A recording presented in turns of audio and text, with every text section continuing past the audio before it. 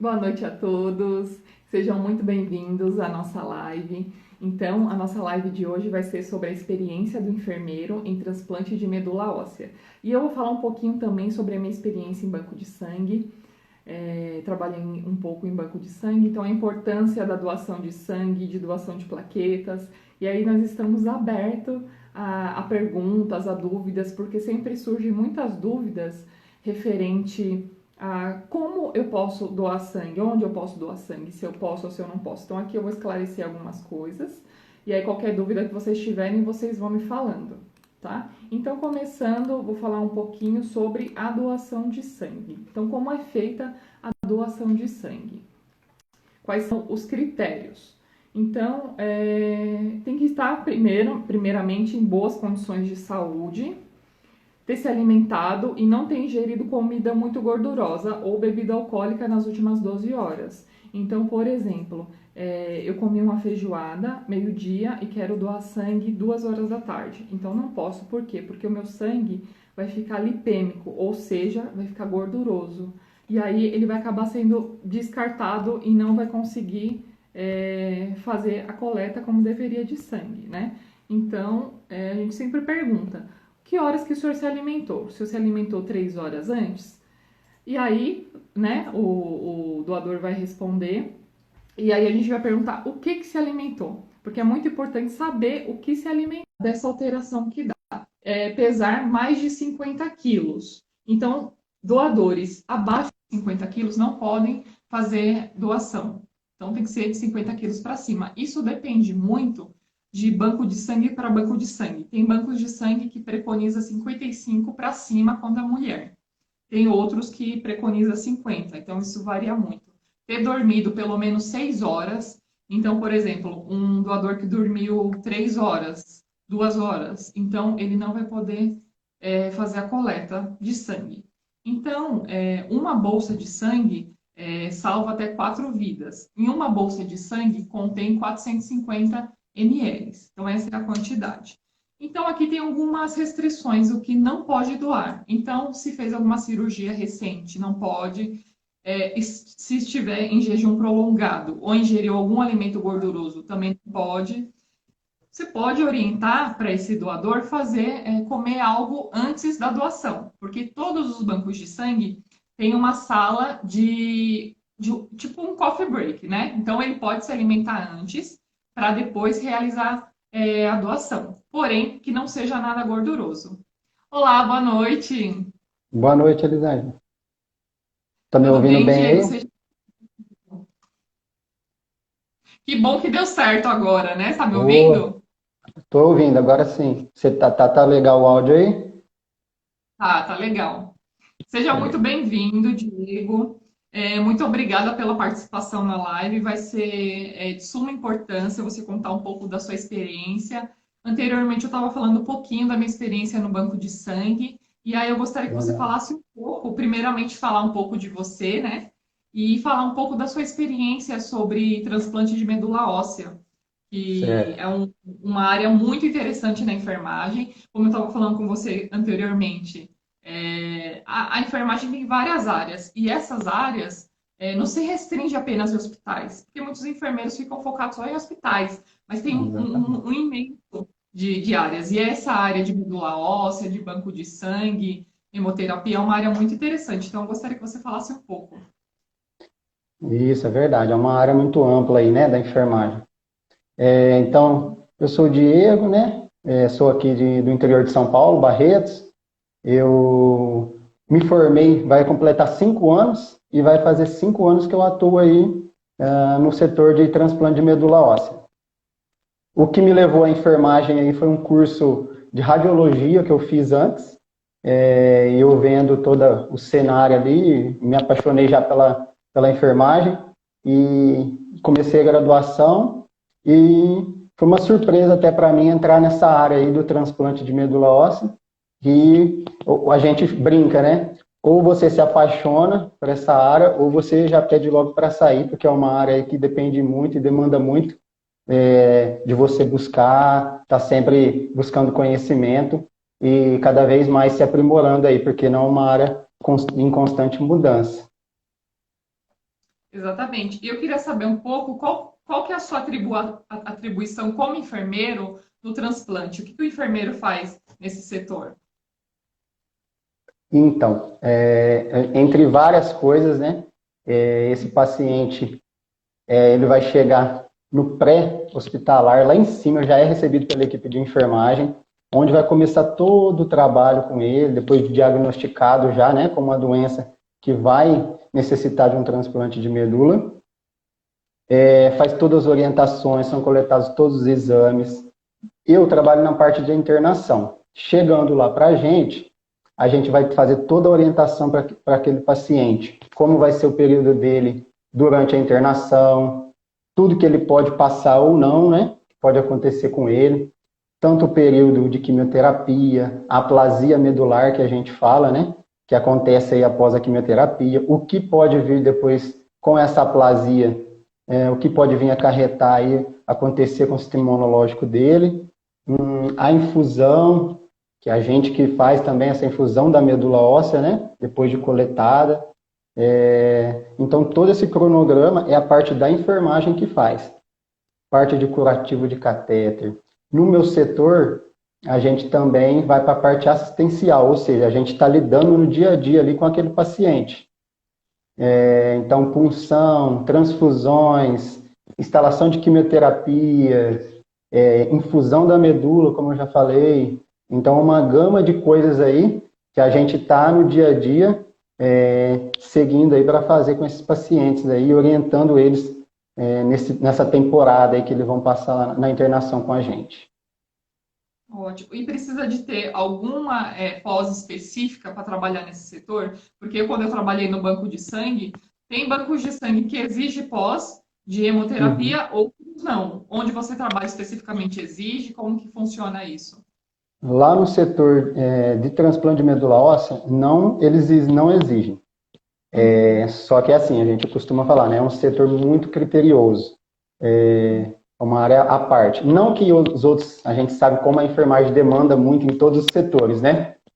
Mas é um setor bem específico.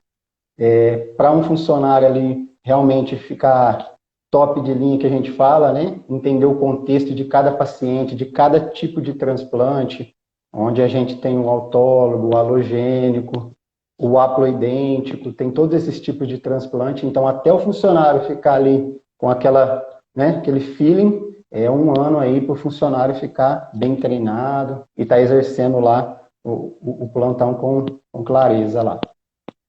E a questão também de cursos e treinamentos, né? Onde eu trabalhava, além de realizar a doação de sangue, também realizava a doação de plaquetas, que era por aférese.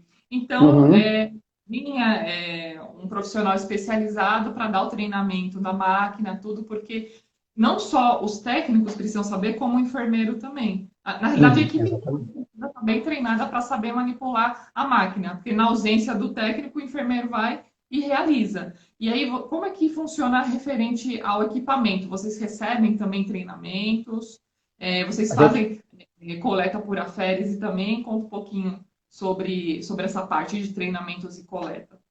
Essa parte aí da coleta em relação à medula óssea, não só a doação de sangue e plaqueta, né, também relacionada à medula óssea, quando vai ser de sangue periférico, a equipe do hemonúcleo faz essa parte para a gente, com a aférese lá embaixo, né, no hemocentro lá. E quando é medula óssea, aí somos nós enfermeiros que vamos lá para a coleta.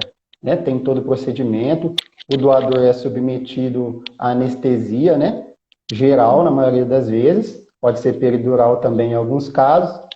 É retirado dele lá a medula da crista ilíaca aqui, né? E depois essa medula vai para o processamento lá embaixo também, para fazer a quantificação de células e tudo mais, ver se foi ok a coleta, para estar podendo infundir no paciente que está necessitando ali da medula óssea. Essa parte, então, da aférese é feito lá pelo banco de sangue mesmo, com o pessoal de lá. E referente à hora da coleta, tem muitos mitos, né? Muitas pessoas acham que é doloroso, que vai doer. Como é que funciona isso? Tem algum tipo de anestesia? As pessoas se queixam de dor? Geralmente o doador, ele chega para a gente um dia antes ou no dia mesmo que ele vai para a doação.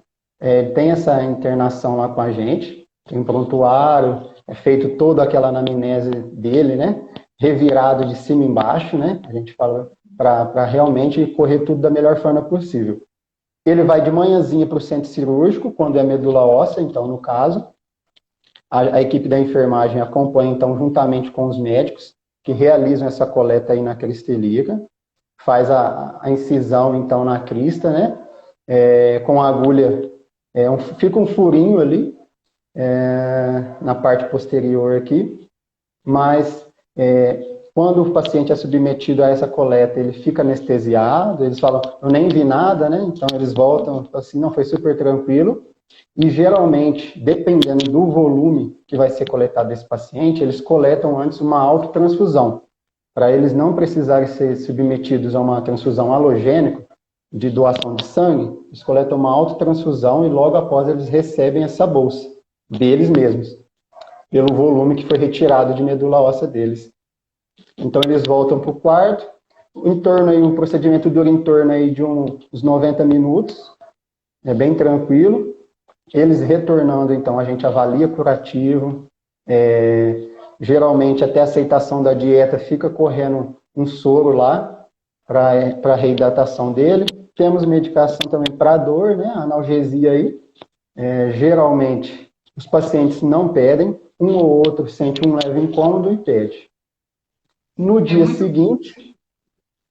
Desculpa te interromper, é muito interessante você falar, explicar sobre o procedimento, porque muitas pessoas têm a vontade de fazer a doação, mas têm medo de sentir dor, um procedimento invasivo. Então é muito legal você que trabalha estar falando sobre isso, porque eu tinha muitos doadores de sangue, de plaquetas, que tinham a vontade de doar. Só que como a gente trabalha no banco de sangue, a gente não sabe como que é o procedimento de medula, né? Uhum. E aí não são todos os lugares que doam também. Então é legal para a pessoa saber. Eu queria que você explicasse só para o pessoal que está assistindo o que é aférese, porque a gente falando de aférese e às vezes as pessoas que estão assistindo não trabalham nessa área e aí fica, mas o que é aférese, né? É verdade. O pessoal fica meio indeciso aí, né? A aférese nada mais é do equipamento que faz a seleção de células, né? No caso da plaqueta, se for uma doação de plaquetas, ele vai filtrar todo aquele sangue que está sendo retirado do paciente para delimitar ali o que vai ser priorizado. No caso, a plaqueta, no caso de medula óssea, ele vai em busca ali de deixar células tronco, né, são mais usadas aí, que é a mais importante para a medula óssea. A férese vai fazer essa separação, então, dos glóbulos aí na corrente sanguínea. E no caso, na equipe de transplante, qual que é a composição dessa equipe? Então tem um enfermeiro, um médico, e qual que é a função de cada um? Bem legal esse tópico também, que aí é um contexto muito amplo, né? Porque às vezes o paciente chega lá, ele não tem uma rede socioeconômica, cultural, que ele possa seguir ali, porque a gente tem que pensar já, ele chegando, tem que pensar no pós-transplante, porque é uma coisa muito delicada, né? Ele seguir. Então, às vezes, ele chega, com a parte dentária muito deficiente, tem a equipe da odonto, então, que pega lá no pré-TMO e acompanha esse paciente durante toda a internação. Isso é muito importante, porque depois ele vai passar por um período de aplasia medular, que quando ele fica sem essa defesa, a parte dentária tem que estar 100%, né? Parte bucal aí, para que ele desempenhe aí, não venha com potenciais riscos aí durante o transplante. Então, a parte da odontologia, tem a parte da fisioterapia também, mandar até um abraço aí para toda a equipe nossa lá do TMO, se estiverem acompanhando aí. A parte de fisioterapia, então, que é muito importante, faz a parte de espirometria, avalia a prova de função pulmonar, então, de cada paciente, para ver, é um dos critérios, né, para que ele possa ir para a internação, para fazer o transplante. Então, ele tem que estar com a parte de função cardíaca, pulmonar, dentária, parte bucal, além da fisioterapia. Tem a nutrição também que é super importante, faz esse acompanhamento diário ali de cada paciente. É realizado todos os dias a visita, né? Em cada quarto, em cada paciente, é voltada específico para cada paciente, em que período de transplante ele está, e avaliado por cada profissional a cada dia. Então, odontologia, fisioterapia, nutrição, quem mais? Temos a terapeuta ocupacional, porque ele fica ali naquele espaço, né? O TMO é um setor que fica muito isolado. Tem os quartos lá com filtro EPA, né? Que faz a filtragem do ar, para que não ocorra aí a contaminação por bactérias e vírus. Então, tem a terapeuta ocupacional para ajudar nessa parte também. O pessoal da limpeza, que não deixa de ser muito importante, as meninas do quarto de precaução, as meninas fazem um trabalho excelente lá com a gente também. Então, não poderia deixar de falar também dos técnicos de enfermagem, equipe do banco de sangue, do hemonúcleo lá, as meninas fazem essa parte aí, principalmente quanto ao transplante autólogo, que é, no caso, as células dele para ele mesmo, eles fazem essa coleta pré-TMO lá, deixam as células lá congeladinhas e depois vem para a infusão. Então, essa parte do hemonúcleo aí também, as meninas trabalham com a gente lá. Então, pode ver que é uma gama aí de profissionais, né, para atender corretamente aí esse paciente e direcionar ele ao melhor tratamento. Tem também o pessoal da psicologia, que acompanha, além da TO, tem a psicologia, que acompanha aí também os pacientes no dia a dia deles lá com a gente. Nossa, Uma que equipe legal. multiprofissional. É uma equipe bem ativa, né? No banco de sangue, a equipe é mais reduzida. Então, tem o médico e a enfermeira que faz a triagem.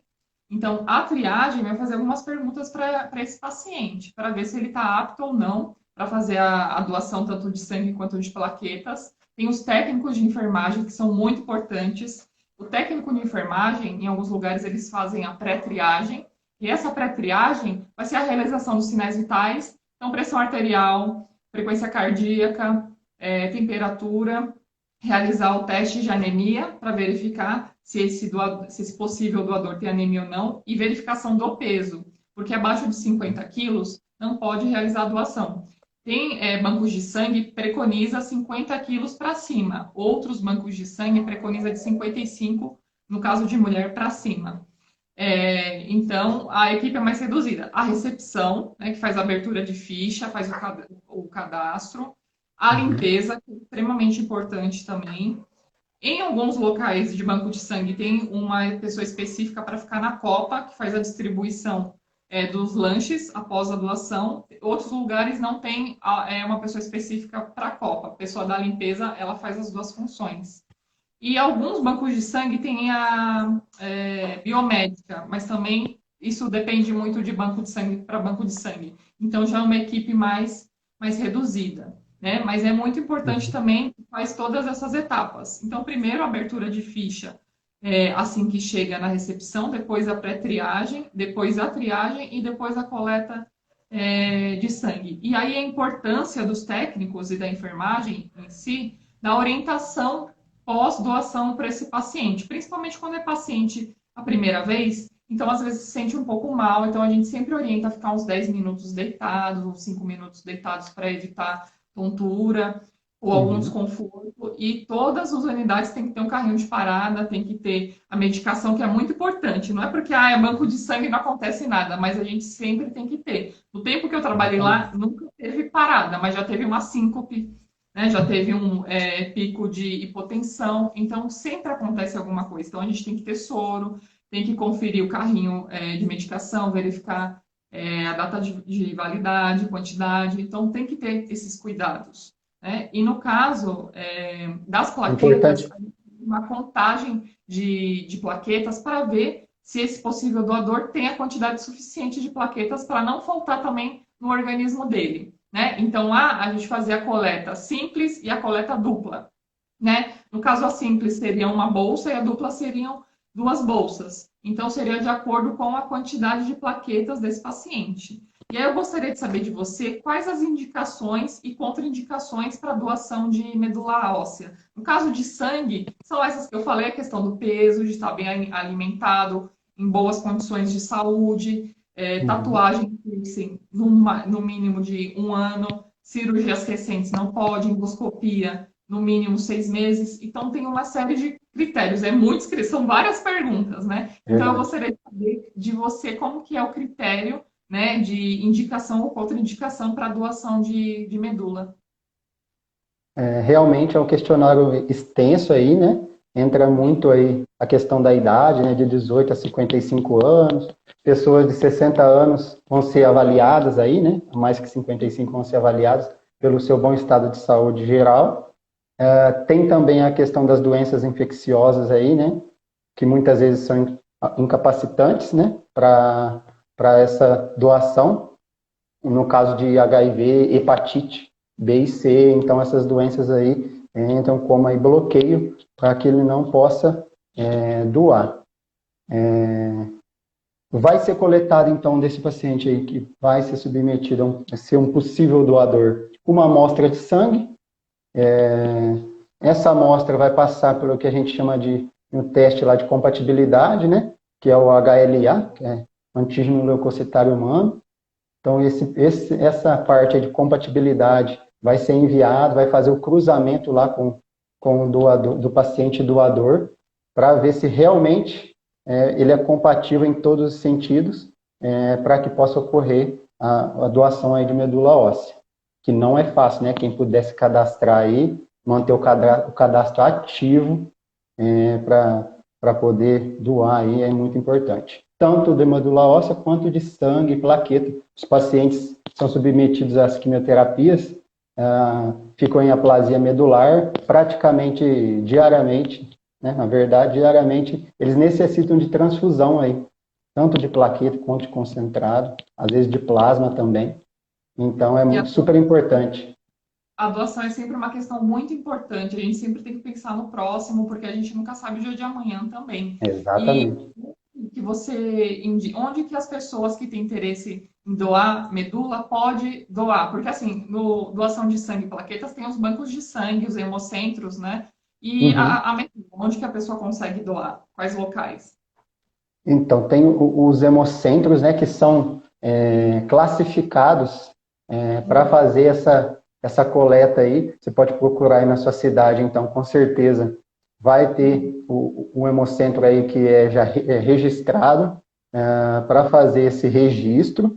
E logo após, se você for compatível, eles vão entrar em contato. Isso já vai lá para o REDOME, né, que é o Registro Nacional lá, vai para o Redome e vai ser cruzado esses dados, eles entram em contato para fazer essa questão da doação aí, que é muito importante.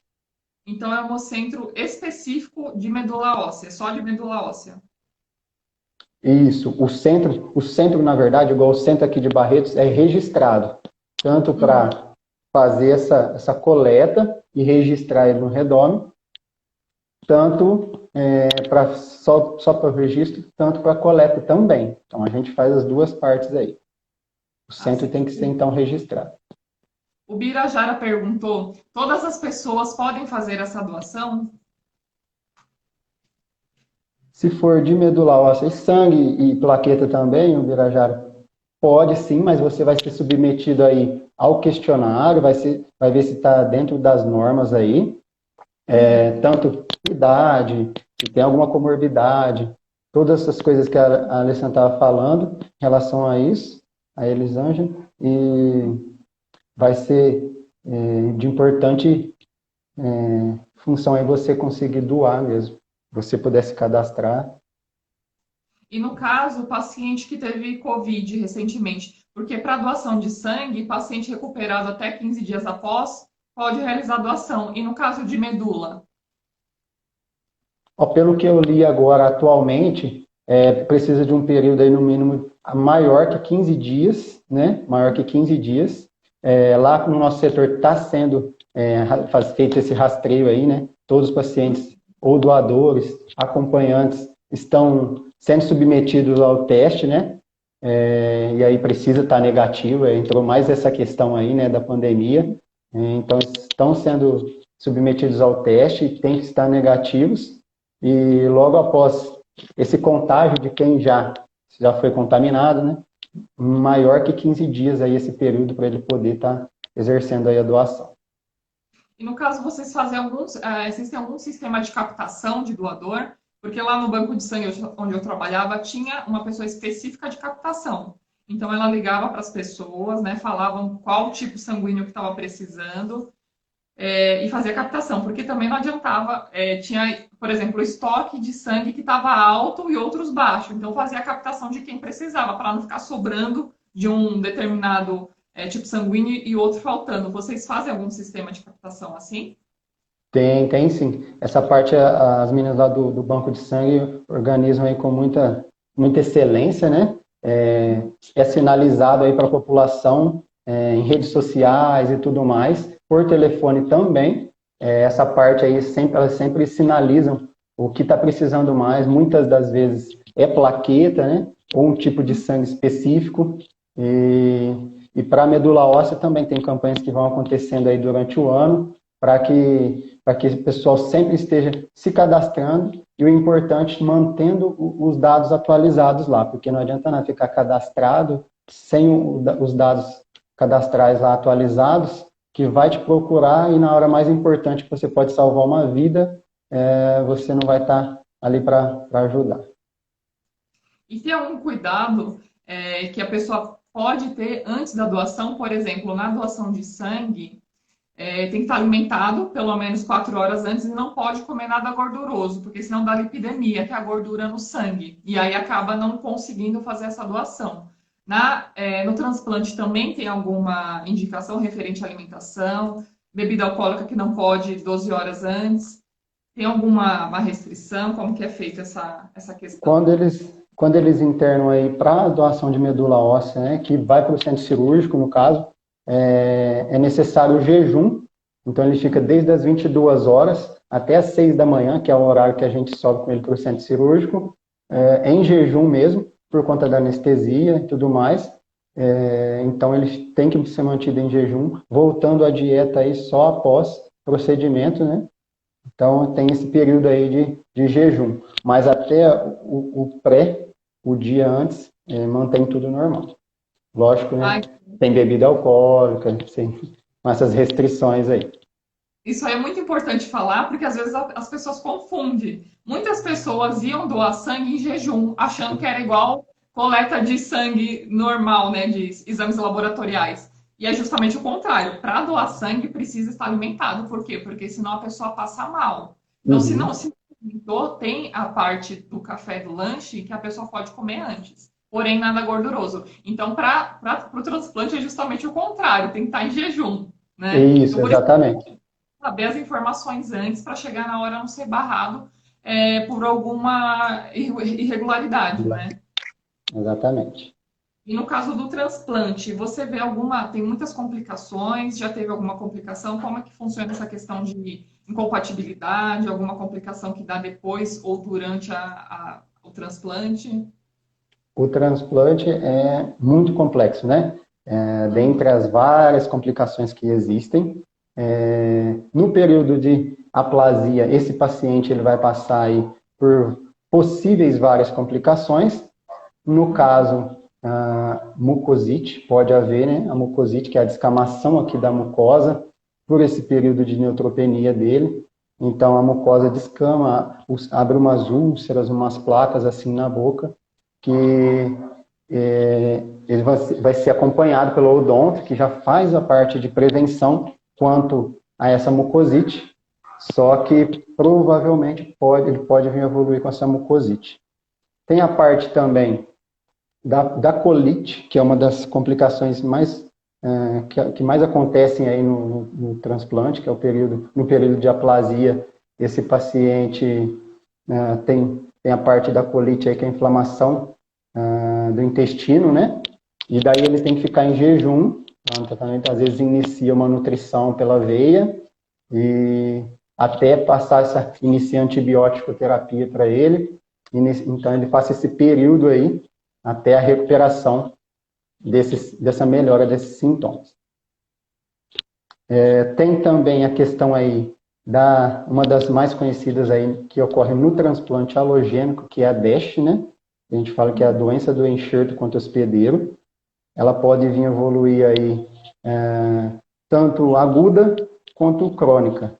Ela pode acontecer, que nada mais é do que as células do enxerto que ele teve, que ele recebeu, ter uma rejeição do organismo do paciente. A gente tem as medicações aí, imunossupressoras aí, que seguram aí, que media toda essa trajetória, mas comumente aí eles são acometidos também com essa DESH aí, que é essa doença do enxerto contra o hospedeiro. E referente ao teste de compatibilidade, para ver se a medula é compatível ou não, como que é realizado esse teste? Esse teste é o teste que a gente chama aí de HLA, né, que é o teste de histocompatibilidade humana. Tem a parte cromossômica lá, no cromossomo 6, que são avaliados aí todos essa parte aí de compatibilidade, e então ele vai ser submetido a esses exames.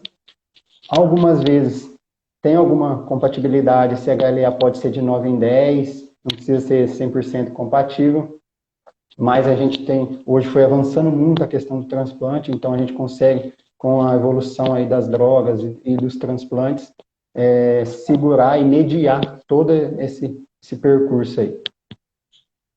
Certo. E referente aos cuidados pós-doação, geralmente vocês orientam esse doador quais os cuidados que eles precisam ter após a doação? Vocês orientam verbalmente, dão algo escrito? Como é que funciona? Geralmente é feita a orientação verbal mesmo. Após a chegada dele do centro cirúrgico, a gente avalia curativo, ele passa uma noite lá no transplante com a gente. No outro dia ele tem alta, fica afastado aí das suas atividades aí durante uma semana. Se sentir alguma dor, a gente manda com ele para analgesia, uma receitinha para analgesia para casa também, mas a maioria desses doadores vão tranquilos, sem queixas aí. Ai, que bom. Isso aí é importante porque aí o pessoal fica mais motivado também, né? Tanto na hora da doação quanto no pós, porque a gente tem que pensar na hora da doação e no pós também. E de quanto em tempo Exatamente. a pessoa pode realizar a doação de medula? Tem que existir um prazo aí maior que 30 dias, aí, 30, 40 dias maior do que a primeira, né, doação. Inclusive, já teve um doador que foi compatível 2 vezes aqui no centro nosso. Então, ele foi doador 2 vezes de medula óssea. Ele teve um ano aí de diferença, mas ele foi 2 vezes positivo, aí, compatível, né? E veio fazer essa doação 2 vezes. Então, tem que ter esse intervalo aí. Não pode ser muito perto uma doação da outra, que é retirado um volume, né? E essa medula aí, no mínimo 15 dias aí, para ela estar se regenerando aí, voltando à sua estabilidade normal. E aí, no caso, o doador depois, se ele quiser, se ele tiver curiosidade de conhecer para quem ele doou, vocês conseguem fazer essa comunicação depois de doador para quem recebeu? Pelas complicações e tudo mais, é necessário um tempo, né, para que esse encontro possa acontecer. Então, o pessoal do Redome e tudo mais tem as normas quanto a isso. Se eu não me engano, é depois de 1 ano, que isso pode acontecer 1 ano ou 2 anos, que pode haver esse encontro. Então, geralmente, a pessoa não sabe quem foi o anjo da guarda aí que doou para ela. E Só depois que ela vai conhecer. Vocês dão algum agradecimento, porque para as plaquetas pode doar a cada 78 horas, né? Então, a cada 3 dias pode doar plaqueta diferente de sangue, né? As plaquetas, elas se regeneram mais rápido. E aí, para todo doador de plaqueta, a gente sempre dá uma caixa de bombom, né? E acaba sendo um incentivo também. Vocês dão algum incentivo, alguma bonificação?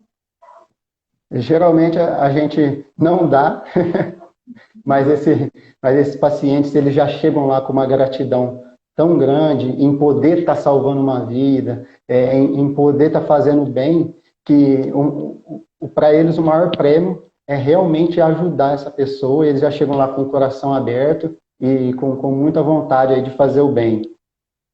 A gente fica muito feliz aí. Já são doadores recorrentes, né? A maioria das vezes, pelo menos de plaquetas e sangue, a gente sempre vê as mesmas carinhas, né? Então sempre são os Verdade. mesmos. E é legal fazer uma campanha para trazer novas pessoas também. né? Porque é muito importante para o mundo todo, para o Brasil inteiro, fazer uma campanha de doação, principalmente muitas pessoas que sofrem acidentes, por exemplo, que precisam de sangue, pessoas que têm leucemia, que precisam. Então, tem diversos fatores aí que Uhum. necessitam. Então, eu acho que a campanha, tanto de sangue, de plaqueta, de transplante, deveria ser mais ativa, tanto nas Verdade, mídias, tanto na televisão. A gente não vê muito isso, né? E é eu verdade. acho que deveria ser mais ativo, porque é uma coisa tão importante. Até nos próprios hospitais também, eu acho que seria interessante fazer uma campanha, divulgação, porque é gratificante para quem doa também. Para quem recebe nem se fala, mas para quem doa também, porque você está salvando uma vida. E é algo que, Exatamente. se for parar para pensar, é algo tão rápido, né? É algo que não sente dor, sente um desconforto, mas não é aquela dor. E para um bem maior, né? Que é ajudar o Exatamente. próximo, o ser humano. Então, eu acho que as campanhas deveriam ser mais efetivas, ser mais Com presente certeza. em todos os meios, né, Diego? Exatamente, é verdade. É de suma importância aí, né? Essa parte aí de doação. E realmente poderia ter uma ênfase maior aí em questão de divulgação de tudo isso, né? O paciente ele passa lá, quando ele descobre uma patologia dessa que vai ter que ser indicado para transplante ou não, ele faz a parte de indução lá, então ele começa com a quimioterapia lá atrás, passa por um tratamento longo, então às vezes ele vai já necessitar de transfusão lá atrás, não só na internação. Então, é um caminho longo aí a ser passado por esse paciente e com a ajuda de todos aí se torna possível, né? Sim, com certeza. E eu fiquei muito feliz quando você fez o convite para a gente falar sobre isso, porque é legal a troca de experiência, né? A sua experiência com transplante, a minha com banco de Sim. sangue. E é legal para as pessoas também saber, porque muitas pessoas têm dúvidas referente à doação, como é que Uhum. funciona, como é que faz. Então aqui a gente consegue sanar um pouco das dúvidas. É tanto que eu deixei assim aberto, quem quiser depois tirar alguma dúvida específica com você ou comigo, eu deixo a gente à disposição, né, para alguma dúvida, porque muitas vezes as pessoas chegam lá e não sabem como é que funciona, às vezes acham que vai Uhum. demorar. E doação de sangue, por exemplo, é uns 30 minutos, é rápido. A doação É. de plaquetas já demora um pouquinho mais, demora até 1 hora se for uma plaqueta dupla, né? Mas é Uhum. algo que vale a pena depois. É algo que vai fazer bem, tanto para quem doa quanto para quem recebe. E É, é que nem tem exatamente. um doador que fala lá que vicia. Tem doador que quer doar até quando não pode, né? Porque tem que respeitar o Exatamente. tempo. Você não pode doar mais e acabar passando mal, se prejudicando. Então tem que respeitar o tempo de doação e a questão também da triagem que faz antes das perguntas que fazem antes. E no transplante também faz diversas perguntas. Eu acho que deve ser Muito. parecido com da doação de sangue, né? Exatamente, muito, muito criterioso. É um processo aí longo, né? Que demanda muito aí da equipe, mas isso acontece de forma rápida e ágil, né? Porque também o paciente precisa, né? Então, não é uma coisa que vai demandar muito tempo. No caso que eu falei que o paciente para medula óssea fica internado, é só quando a coleta é de medula óssea. Quando for sangue periférico, então ele vai para a máquina lá de aférese, estimula e é coletada por aférese, né? Então, essa medula de sangue periférico. Que existem essas duas modalidades aí, além do cordão umbilical, que é pouco utilizado por conta da pequena quantidade de células, existe a fonte de medula óssea e a fonte de sangue periférico também, que o médico vai delimitar aí como vai ser esse transplante, pela patologia, pelo próprio doador, se tem acesso, se não tem, então ele vai delimitar aí se vai ser de sangue periférico ou medula óssea, essa doação aí do Conforme paciente o calibre do medula óssea. acesso. Você falou um tópico bem importante que é referente ao acesso. Para a doação de plaqueta, o doador precisa ter um bom calibre de acesso. Então, se tiver uma veia superficial, fina, que estoura fácil, infelizmente não vai poder coletar, não vai poder fazer essa doação de plaquetas. Então, precisa ter uma veia calibrosa e a plaqueta precisa ter em grande quantidade. Então, se for abaixo de 150 mil, por exemplo, não faz a doação. Então, tem Uhum. uma série Tem os de parâmetros, critérios. né? Tem todos os parâmetros e aí faz a tipagem, né? Tipagem sanguínea para saber Uhum. qual tipo de sangue que é, faz a coleta do tubinho para saber quantas plaquetas tem e faz aquelas que assim, tem doador que não gosta, né, daquele questionário, que é um questionário logo mais precisa, porque é questão de segurança. Verdade. Segurança Uhum. principalmente para quem vai receber esse sangue. Lógico, depois que o doador fizer a doação, vai ter toda a parte de separação, de seleção mesmo do sangue, mas a gente precisa fazer essa Sim. pré-seleção justamente para saber, né? Para fazer auto. E também tem a questão de autoexclusão. Então, por exemplo, eu fiz as perguntas para o paciente, para o doador, ele ficou constrangido com alguma pergunta e não quis falar, por exemplo, referente a drogas. E que a gente Uhum. pergunta se fez uso de drogas. E ele fez, só que ele teve vergonha de falar. Tem o voto de autoexclusão. O que significa esse voto? Então, assim, eu não quero, eu vou doar sangue, mas eu não quero que o meu sangue seja utilizado. Então você aperta nesse voto de autoexclusão, você vai doar o sangue, mas o seu sangue automaticamente vai ser descartado. Então a gente dá essa opção para pacientes que, sei lá, às vezes está com esposa acompanhando e não quer responder. Uhum. As perguntas, lembrando, é sempre individual. Porque muitas pessoas falam, eu posso entrar com tal pessoa? Não, não pode, Pode. independente de quem seja. Tem que ser. Eu falo que é que nem um confessionário. Você está ali, É verdade. né? É É algo verdade. assim. Então tem que ser individual.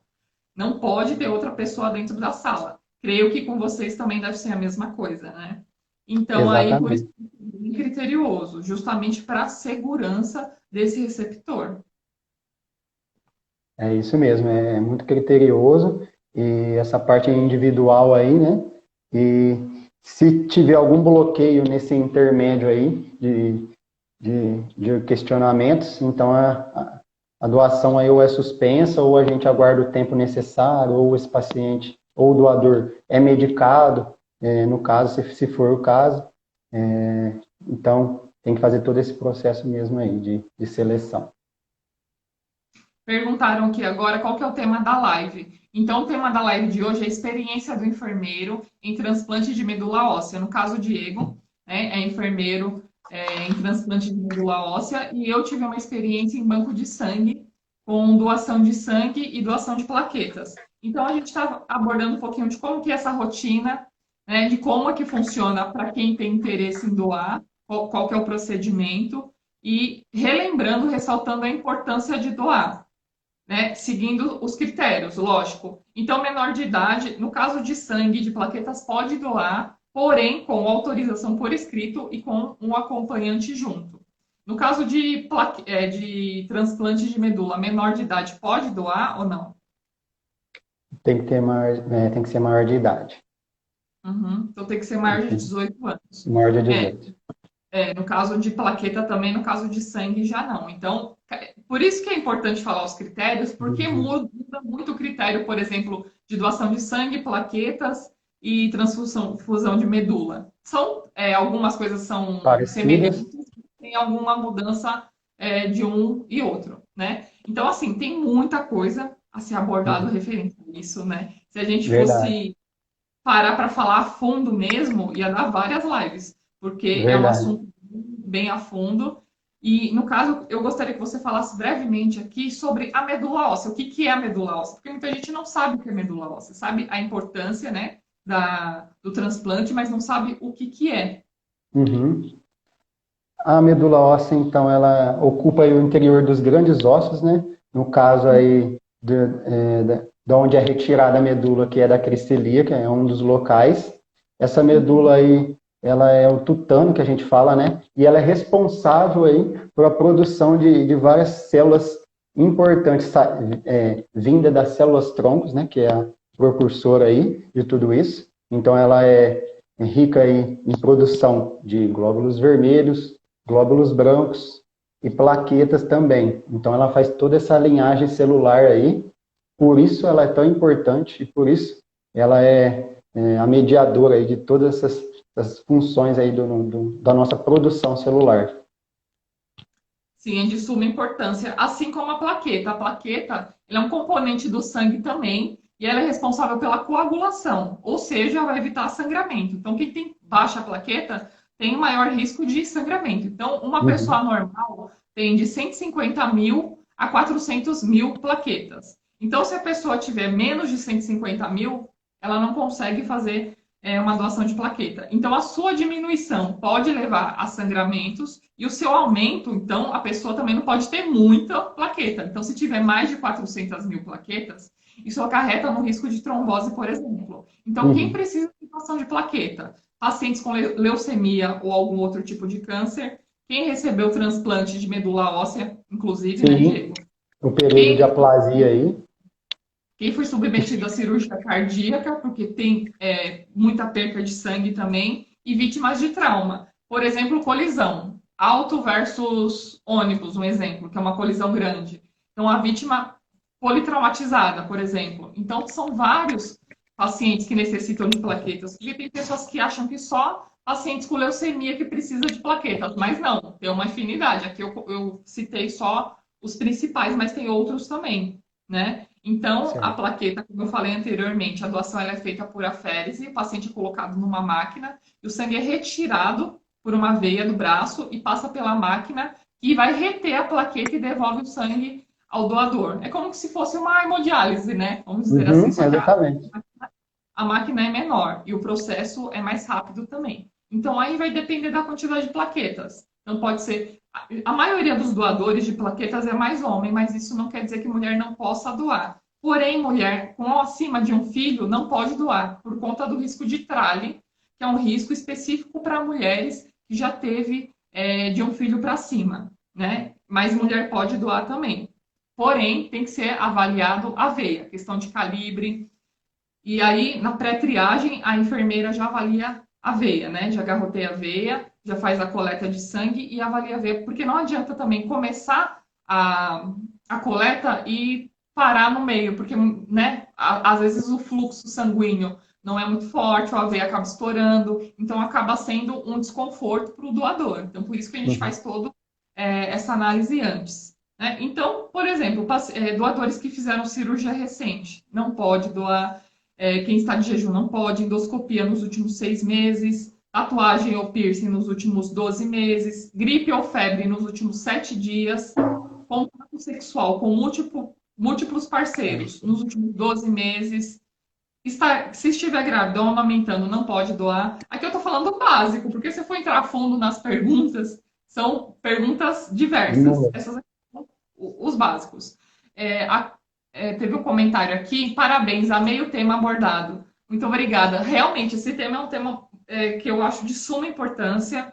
E eu acho que interessante até a gente fazer, Diego, outras lives referente a isso, Vamos porque fazer sim. é bem extenso. E aí, É como eu estava um tema a amplo. plaquetas, você pode doar a cada 3 dias, a cada 72 horas, que as plaquetas se regeneram, né? Então, no dia, a sua veia ela vai ser avaliada e será coletada uma amostra de sangue para contagem de plaquetas. Eu estou repetindo essa questão porque teve pessoas que entrou agora. Então, para as Uhum. pessoas saberem. Mas aí eu não vou entrar muito a fundo, porque vai ficar salvo também. Então, a live vai ficar salvo Certo. tanto no feed do Instagram quanto no canal do portal. E eu vou te passar depois. A Ok. Daniele pergunta agora: para ser doador de plaquetas, eu tenho que já ter feito doação de sangue total? Boa pergunta, viu, Daniele? Muitas pessoas perguntam referente a isso. Então, precisa pelo menos uma doação de sangue. Então, para fazer a doação de plaquetas, precisa pelo menos uma doação de sangue. Depois que fizer pelo menos uma, aí já está liberado para plaquetas, dependendo da contagem de plaquetas, né? Então, se for acima de 150 mil, abaixo não pode. Você falou um pouquinho aí também em relação à trale. Se puder falar um pouquinho para o pessoal aí, às vezes tem alguém que não vai saber essa sigla aí, que É a acontece aí. ação que dá até no caso de mulheres que já tiveram filho. Então, é uma reação que provoca até óbito. Então, pode ser que dê essa reação ou não. Mas, na dúvida, então, já virou critério. Né? Muitas pessoas fazem, só que não acontece nada, mas outras pode ser que aconteça. Então, na dúvida, a gente prioriza a segurança tanto de quem está doando quanto de quem está recebendo. Né? A Uhum. segurança é de todos os lados. Então, infelizmente, mulheres que já tiveram de 2 filhos para cima não pode. Tá? Mas no caso, mulheres Exato. nulíparas, que nunca tiveram filho ou têm um filho, aí pode. Uma questão importante também para transplante entra a questão aí de compatibilidade e anticorpos, né? Essa questão aí se for multipara, então é uma questão aí que tem que ser bem analisada e tudo cai naquela anamnese que a gente falou que é muito criteriosa para saber o histórico, né, desse doador aí para a doação, tanto de medula quanto de sangue ou plaquetas. Sim, com certeza. Eu gostaria de saber de você se já aconteceu alguma intercorrência de vocês terem que fazer alguma RCP, algo assim, ou infusão de soro. Já aconteceu algo assim ou não? Quando os pacientes então estão aí nesse período de aplasia, né, a gente fala que ele é uma bomba relógio ali, porque são pacientes muito criteriosos, né? Você está conversando com eles aqui, acontece alguma instabilidade e esses pacientes podem evoluir mal muito rápido. Então a gente tem que estar sempre preparado. Hoje, quando esses pacientes estão neutropênicos, sem defesa, a gente tem um protocolo lá que a gente inicia, que é o antibiótico terapia com cefepima, né, 2 gramas de 8 em 8, já é coletado culturas. Se os demais sinais vitais estiverem estáveis, permanece só com esse antibiótico. Se ele não estabilizar, a gente amplia aí o espectro aí para outros antibióticos para fazer essa cobertura. E deixar ele aí coberto aí com todos os antibióticos. Mas sim, já aconteceu intercorrências lá da gente ter que partir para a parte da intubação, correr soro em pinça aberta e tudo mais. Questão também da mucosite, quando a mucosite é muito severa, teve casos já de asfixia por essa mucosite, e a gente também tem que partir para a parte de intubação. Teve por conta de QT, alterações cardíacas, taquicardia ventricular, por exemplo, que a gente tem que agir rápido ali para reverter isso. Então, são pacientes realmente muito criteriosos, que demandam muito, e a equipe tem que estar muito preparada para lidar com esses pacientes, porque são pacientes realmente muito criteriosos. Por isso a importância da gente sempre ficar de olho no nosso paciente, no nosso doador, né? Porque às vezes está apresentando algum sinal e sintoma que a gente não viu, e aí pode dar alguma complicação. Você falou num ponto de apresentar taquicardia. Outra coisa, pacientes, doadores com arritmia ou que fazem uso de beta-bloqueador não pode fazer doação de sangue. Eu falo isso por experiência, porque eu, infelizmente, não posso, porque eu tomo beta-bloqueador e tenho arritmia, né? Entendi. Então, a importância da triagem clínica, porque já pensou se um paciente desse eu não vou fazer essa pergunta não, ou pulei essa pergunta porque eu quero fazer mais rápido. E lá na frente, esse doador passa mal ou acontece alguma coisa. Por isso eu falo a importância de uma boa triagem. Porque Exatamente. uma coisa que eu esqueço de perguntar, eu comprometo a vida ou até a questão da doação e a questão do doador também. Então, é muito importante fazer. Assim, eu sei que muitos doadores não gostam, que tem perguntas indiscretas, que são perguntas chatas, mas infelizmente a gente tem que São perguntar. essenciais, né? Essenciais, exatamente, a questão de segurança, né? E muitas perguntas, eles falam, mas eu tenho que responder isso de novo, porque assim, às vezes tem doador lá, tá toda semana, só que toda semana vai ser as mesmas perguntas. Por quê? De uma semana para outra, pode ser que tenha mudado alguma coisa. De um mês para outro, pode Exatamente. ser que tenha mudado alguma coisa. Então, a gente tem que fazer sempre as mesmas perguntas. Independente de quantas vezes você vá, sempre vai ser as mesmas perguntas. Né? O cadastro É já isso. fica ativo, né? Mas a pré-triagem, que é os sinais vitais, e a triagem, são a anamnese, as informações das perguntas, tem que ser realizado. No caso do transplante também é a mesma coisa, né? Como é que funciona essa questão de perguntas? Eles têm, os doadores têm algum prontuário deles? Como é que funciona essa questão? Vocês fazem alguma anotação de enfermagem, evolução, que nem como se fosse num setor de internação hospitalar? Como é que funciona? É isso mesmo. Já é feito essa parte de triagem pré-hospitalar, né? Depois ele vindo para a internação, a gente já tem esse prontuário, já tem acesso a todos os exames. Uma coisa básica é a própria tipagem sanguínea, que faz toda a diferença. Então, a gente tem que estar claro isso para a gente também.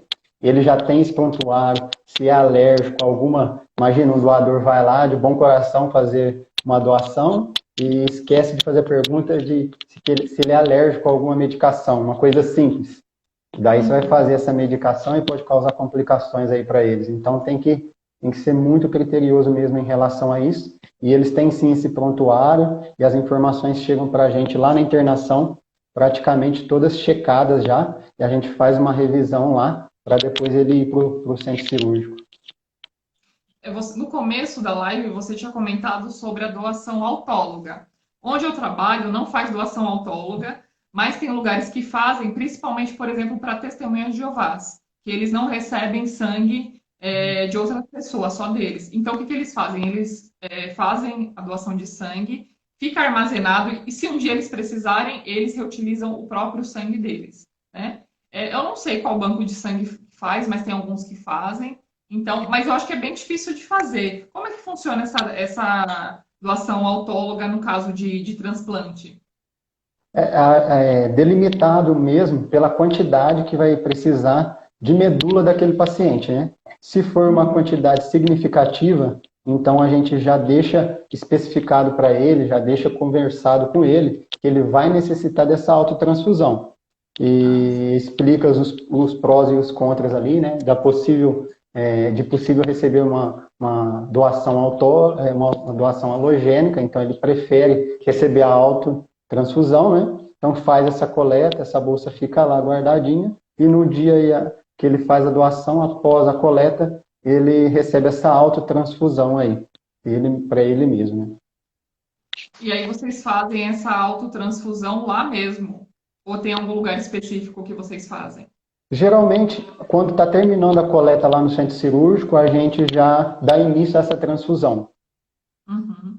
E referente à sedação, geralmente, lógico que vocês têm que fazer as perguntas antes, se tem alergia ou não. Se por acaso o doador não saber que tem alergia e durante a sedação apresentar algum tipo de alergia, alguma coisa, qual que é a conduta de vocês?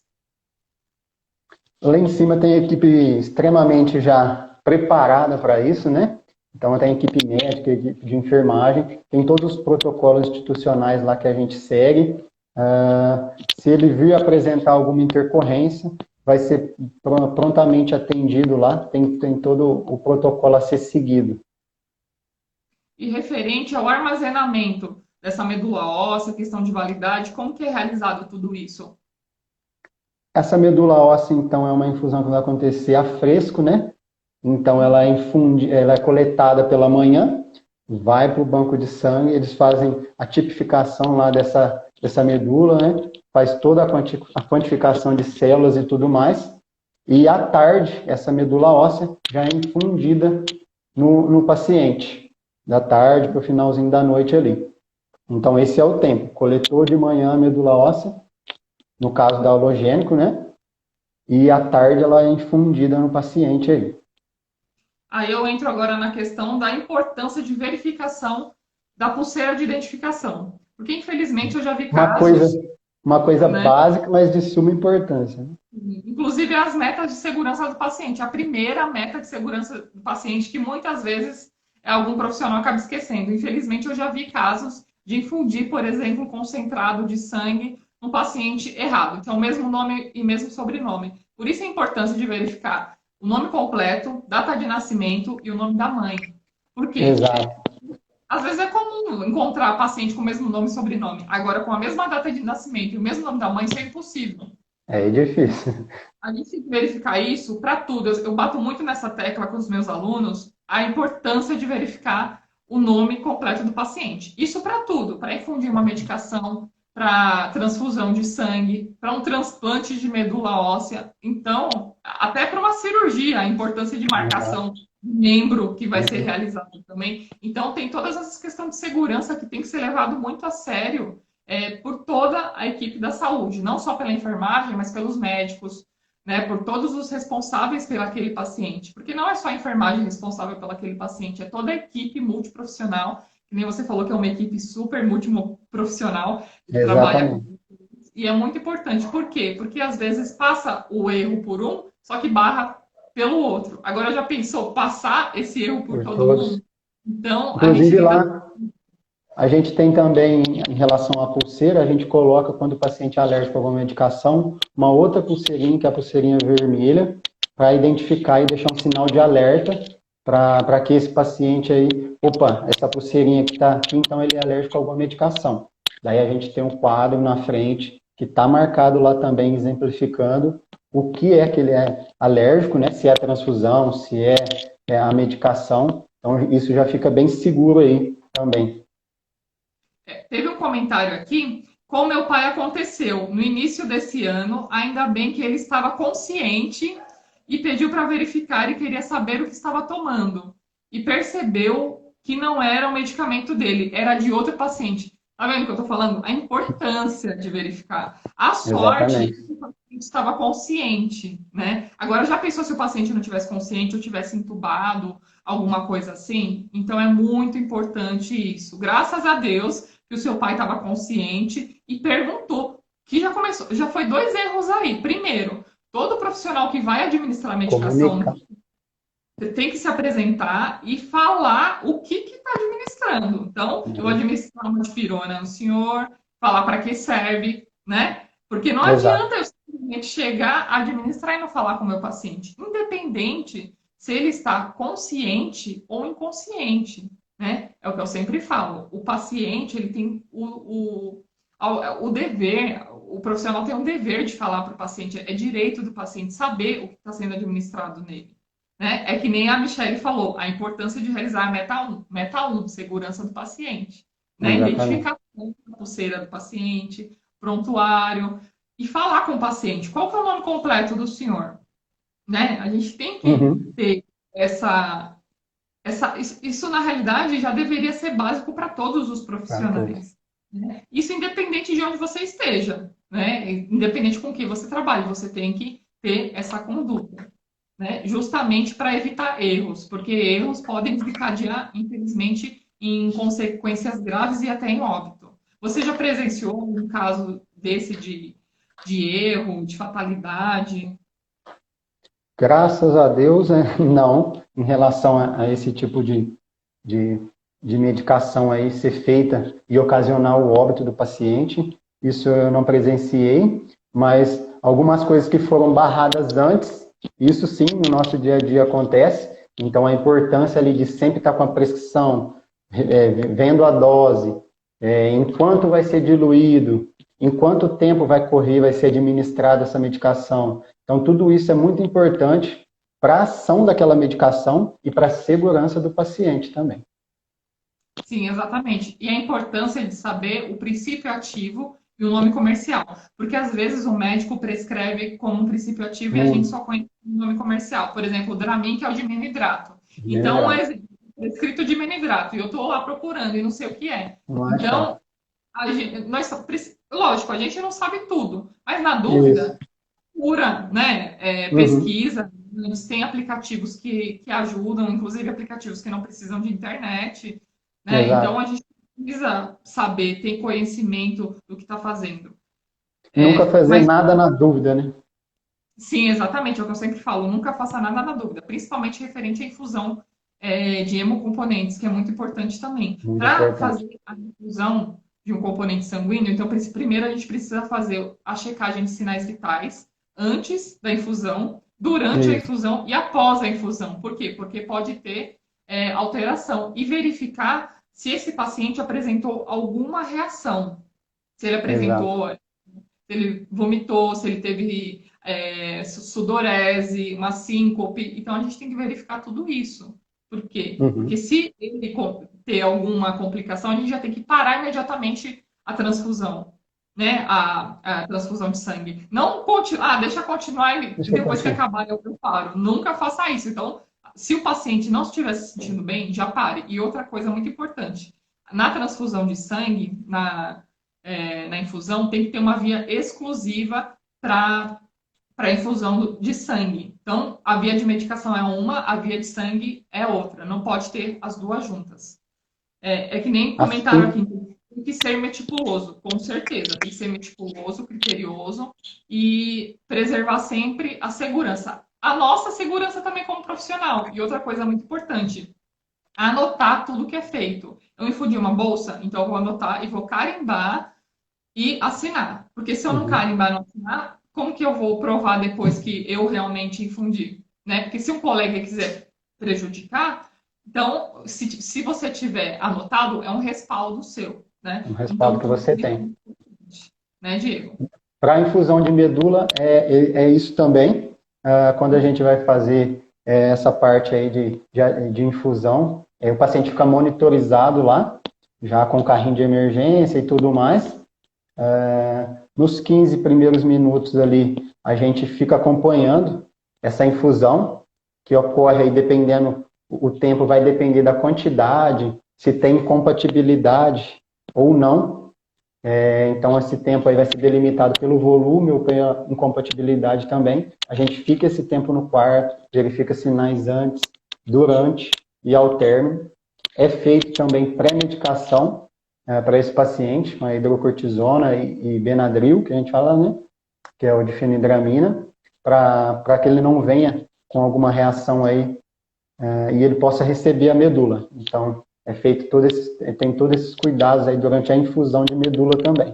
E após o término, ele fica um tempo ainda monitorizado, e aí, daí vem a importância também do que você falou, da anotação, né? A enfermagem deixa um pouquinho a desejar aí quanto a isso, um pouquinho do nosso... A gente tem muitas atribuições, né? Mas é uma coisa que falta a gente pegar mais firme aí, porque todo mundo faz e anota. Físico vai lá e anota, nutrição vai lá e anota. E a enfermagem faz, às vezes deixa um pouquinho a desejar quanto a isso.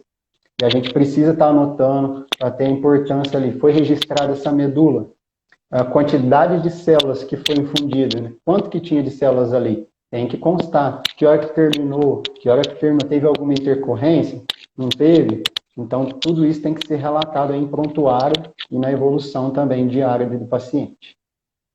Exatamente, a gente já tem um livro de intercorrência, e se tiver alguma intercorrência, tem que ser relatado, tem que ser notificado. E além da intercorrência, relatar também qual foi a conduta frente a essa intercorrência. Qual Exato. intercorrência foi a conduta e qual foi o desfecho final, né? Então, para saber, porque às vezes a pessoa que não está naquele plantão precisa saber o que aconteceu, né? Na passagem Exatamente. de... Então, por isso que é muito importante. Infelizmente, o nosso tempo já está acabando, Diego, mas eu quero te agradecer imensamente. Foi muito bom, foi muito rico esse nosso bate-papo, essa troca de conhecimento, essa troca de experiência. E eu espero que vocês todos que estão assistindo a gente tenham gostado. Se tiver qualquer dúvida, fique à vontade para perguntar para a gente. Se sentirem vontade, sentirem interesse de fazer uma doação, um transplante, isso é muito bom, faz toda a diferença, ajuda muito, né, Diego? E eu quero te agradecer. Exatamente. E vamos depois marcar outras lives também para tirar Vamos dúvida. sim. O pessoal tem bastante dúvida referente a isso, tem bastante coisa a ser abordado referente a isso. Mas em uma Muito. hora deu para falar bastante E sobre o a nossa pessoal experiência, conhecer né? um pouquinho, né? Informativo. Teve um outro comentário aqui. É por isso que na enfermagem, como em qualquer profissão, é necessário estar sempre se atualizando. Diegão, eu conheço, tá sempre estudando. É isso aí, isso mesmo, tem que estar sempre estudando.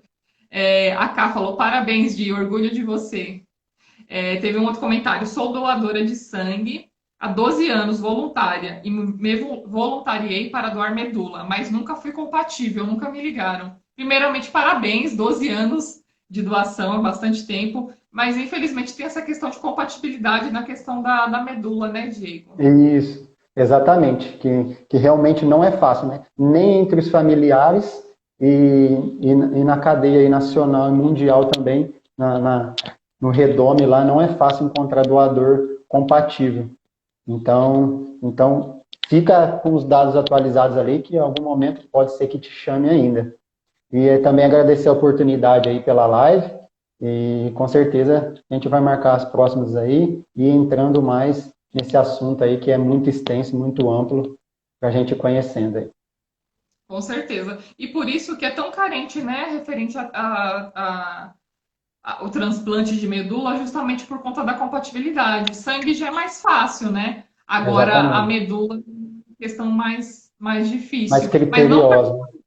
criança, né? Mantenha que nem você falou, os dados cadastrais atualizados, que uma hora chega, dá compatibilidade com alguém, né? A gente Isso, nunca sabe quem é, né? exatamente. De suma Né? importância aí. Obrigada a todos pela. Que bom, eu fico feliz que vocês tenham gostado da nossa live. A gente fez com muito carinho para todo mundo, né? A fim de ajudar mesmo todo mundo a ilustrar um pouco essa questão, né, das dúvidas, das informações, porque informação é muito importante e é carente de informação sobre isso, infelizmente, né? É Mas verdade. espero que o Vitor dissemine essas informações, um vai passando para o outro, né? Compartilhe essa live também com amigos de vocês que tenham interesse, tem dúvida, não sabe como é que funciona. Eu mesmo não sabia como que funcionava essa questão de transplante de medula, né? Trabalhando em banco de sangue é uma realidade um pouco diferente. Então é Diferente. legal informação. Informação sempre é bom. Então, muito obrigada a todos, um abraço e eu aguardo vocês na próxima live. Um abraço a todos.